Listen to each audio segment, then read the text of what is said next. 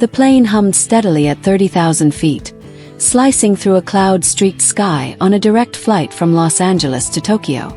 First class was unusually quiet. Polished business travelers sipped champagne. Soft jazz played overhead.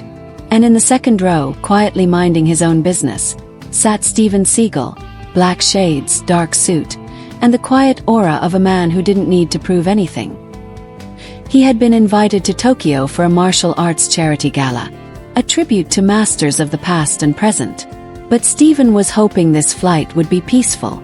No press, no fans, no conflict. Unfortunately, trouble had just boarded. From the back of the plane came loud footsteps. Thud, thud, thud. A man appeared at the curtain, over 6 foot tall, muscular, shaved head, and wearing a leather vest over a Metallica t-shirt.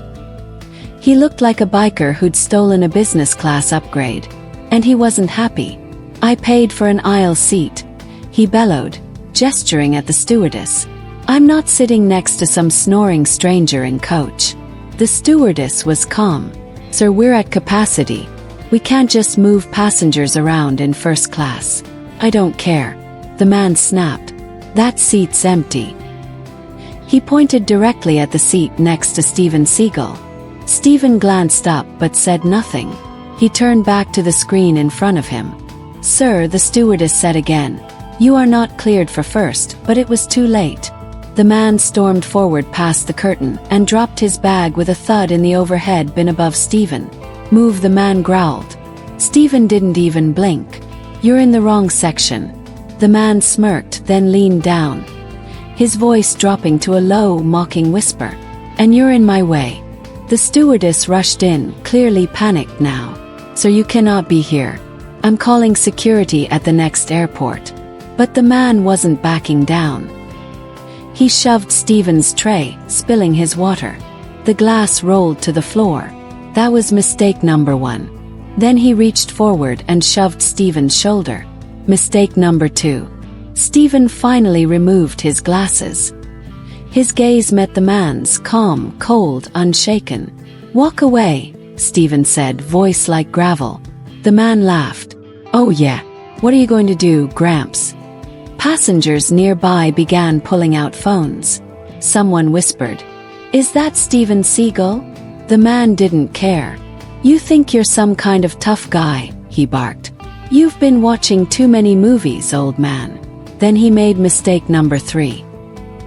He swung a wild, drunken punch aimed at Steven's face. It never landed.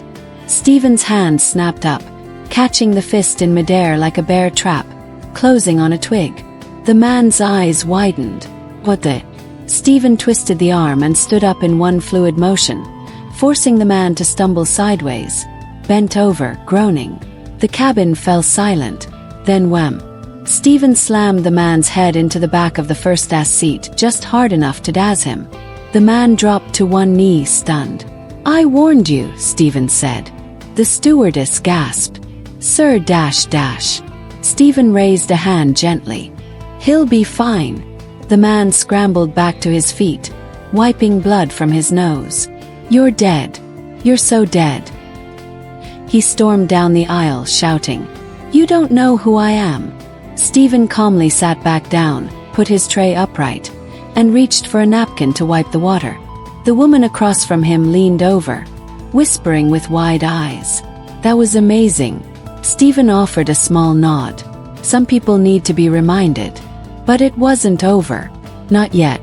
From the back of the plane, the man wasn't alone. He returned 5 minutes later, flanked by 2 other men, both wearing the same gang insignia stitched onto their jackets. One of them was cracking his knuckles. The other pulled on black gloves. Steven noticed the entire first-class cabin holding their breath. The captain's voice came over the speaker. "Ladies and gentlemen, please remain seated as we're too late." The gang leader pointed at Steven. "You just made the biggest mistake of your life." Steven stood up again. His expression hadn't changed. No fear, no tension, just readiness. "This your crew?" "Yes." "Yeah," the leader snarled. "And they don't like watching their brother get embarrassed." Steven looked them up and down, sizing their foot placement, body posture, and weak points in a second. Then they're about to be even more embarrassed. Cabin lights dimmed slightly as turbulence shook the plane, but the real storm was brewing in first class. 3 men, all arrogant, all furious, and all now blocking the aisle like wolves, preparing to pounce on a lion. Steven Seagal stood still, one hand resting casually on the headrest of his seat. He didn't posture. He didn't bark back. He didn't need to. His eyes told the story. You're already done. You just don't know it yet. The first thug lunged, tall, tattooed, and full of adrenaline. He went for a shoulder tackle, expecting to throw Steven off balance. Bad move. Steven sidestepped, grabbed the back of the man's jacket, and used his momentum to slam him face first into the lavatory door with a loud thud. The man crumpled with a groan, sliding down like a sack of potatoes. The second goon hesitated. Steven's gaze cut into him like a knife. Don't, Steven said calmly. You'll regret it. But like most hot-headed followers, the man didn't listen. He swung a jab at Steven's face, fast but wild. Steven ducked, delivered a crushing elbow to the ribs, then swept the man's legs out from under him with a lightning-fast shin kick. The guy hit the ground hard. 2 down, 1 to go. The leader, the man who started it all, backed away, hands slightly raised now. His cockiness had melted into caution. All right, he muttered. I didn't know who you were. Bae. Steven took a step forward. You didn't care who I was. That's the problem. Passengers gasped as Steven suddenly grabbed the man by the vest, yanked him forward, and drove his knee straight into the man's solar plexus. The guy doubled over with a wheeze. Get back to your seat, Steven said coldly. I can't breathe, the man choked. Then sit down and think about that before you try to take someone else's air. Steven released him, and the man collapsed backward onto the floor, clutching his stomach. The flight crew rushed in at last, security restraints in hand. Mr. Seagal, are you all right? I'm fine, Steven replied. They're not. Sir, we're notifying the Japanese authorities. They'll be arrested as soon as we land. Steven nodded once. Make sure they sit far from me. The rest of the cabin was stunned. One man muttered. He didn't even break a sweat. A woman in the aisle seat whispered. That's Steven Seagal. I thought it was a look-alike. Nope, said another man filming. That's the real one, and those idiots just learned the hard way. Back in his seat, Steven adjusted his armrest, calm as ever. But this wasn't over. He'd seen the tattoos, recognized the insignia.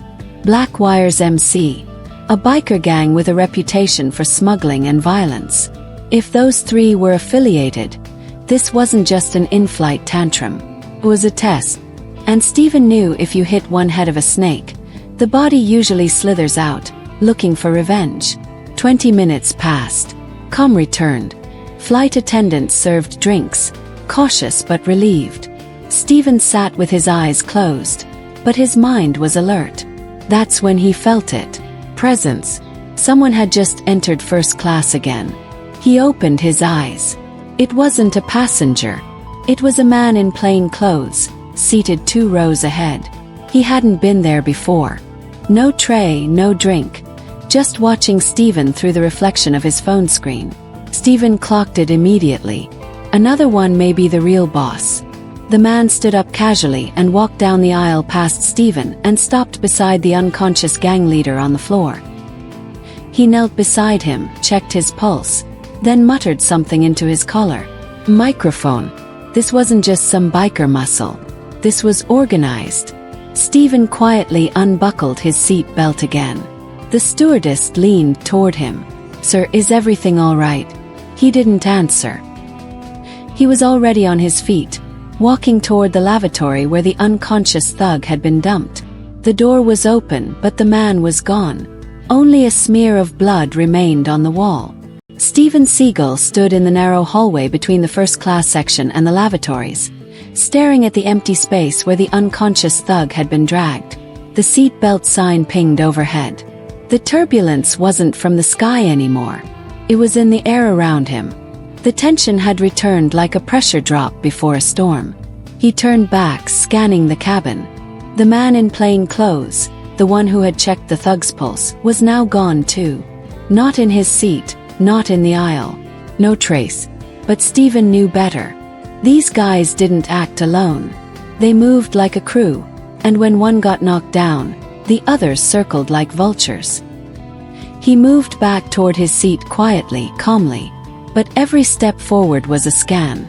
Right hand on the seatbacks, left hand resting near the inside of his jacket, where he kept a small utility blade no larger than a pen. Not that he needed it. In row 4, 2 more passengers were sitting suspiciously upright now. Broad shoulders, dark sunglasses, no drinks, no food. Their coats bulged oddly at the ribs. Steven passed by them. They didn't look at him, but their hands twitched. More of them. This wasn't random anymore. It was coordinated. He reached his seat just as the captain's voice crackled overhead. "Ladies and gentlemen, we'll begin our descent into Tokyo shortly. Please return to your seats and fasten your seat belts. Cabin crew, prepare for landing." Steven sat down but didn't buckle up. Not yet. 5 minutes passed.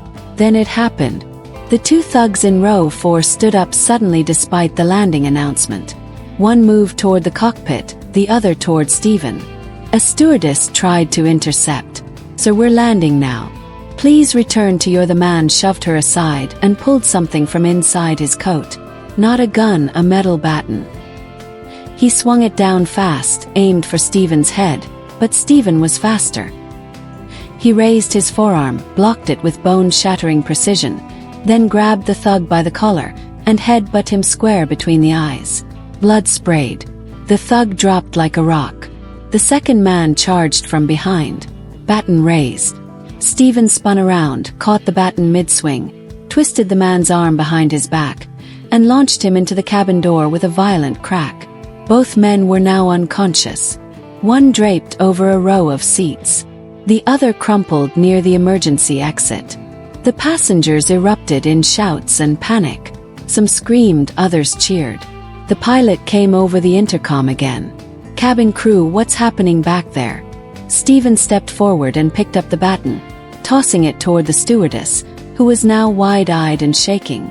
"2 more down," he said calmly. "Lock them in with restraints." As she scrambled to follow instructions, Steven walked past them and headed to the front toward the cockpit. If there were any more of them, he'd find out now. But before he could knock on the door, it opened. And standing there was the pilot himself, shaken, sweating, pale.